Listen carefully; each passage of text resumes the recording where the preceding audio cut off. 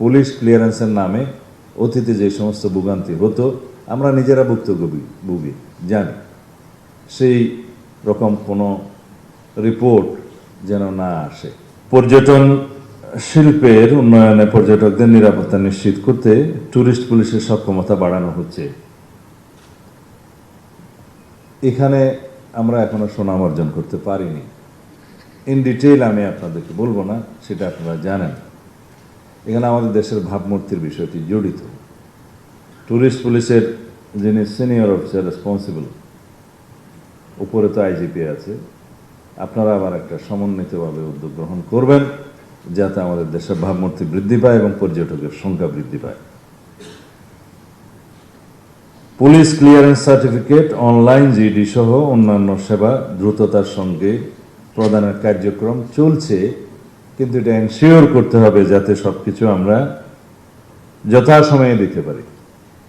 Police ক্লিয়ারেন্সের নামে অতীতে যে সমস্ত ভোগান্তি হতো আমরা নিজেরা ভুগি জানি, সেই রকম কোনো রিপোর্ট যেন না আসে। এক্সপার্ট ইঞ্জিনিয়ারদের দক্ষ হাতে দেশের মানুষকে প্রতিদিন সুরক্ষিত রাখার প্রত্যয় নিয়ে এলো সেফ সার্কিট ব্রেকার। প্রিয় সহকর্মীবৃন্দ, বর্তমান পরিবর্তনশীল বিশ্ব এবং আমাদের সামাজিক বাস্তবতায় পুলিশিং আর কেবল অপরাধ দমনের মধ্যে সীমাবদ্ধ নেই। আপনাদের জনগণের সঙ্গে আস্থা ও বিশ্বাসের সম্পর্ক গড়ে তুলতে হবে।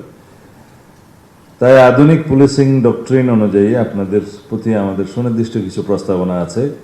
তার সাথে আপনাদের এই যে সমস্ত বক্তব্য এসছে, প্রস্তাবনা আছে, সেগুলো আমি অ্যাড্রেস করব এবং মাননীয় প্রধানমন্ত্রীর কাছে সুপারিশ আকারে প্রদান করব এখন বক্তব্যের মাধ্যমে। আপনারা এখানে লিখেছেন পুলিশকে হতে হবে জনগণের প্রকৃত বন্ধু। সেটা আপনারা নিজেরা যাতে বুকে হাত দিয়ে বলতে পারেন সেরকম পুলিশিং ব্যবস্থা গড়ে তুলবেন আশা করি। প্রতিটি থানায় আগত সেবা প্রার্থী যেন কোনো প্রকার হয়রানি ছাড়া আইনি সহযোগিতা পায় তা নিশ্চিত করতে হবে।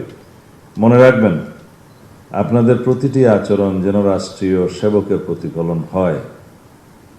পুলিশই জনতা, জনতাই পুলিশ, এই স্লোগানকে কেবল মুখে নয় কর্মে বাস্তবায়ন করতে হবে। এটা কারা লিখেছে আমি জানি না এই লাইনটা। আপনারা যে জনবান্ধব পুলিশ সেটা প্রমাণ করার জন্য আপনাদের সামনে আরও সুযোগ আছে, সময় আছে। আশা করি আপনারা এটি হৃদয়ে ধারণ করবেন।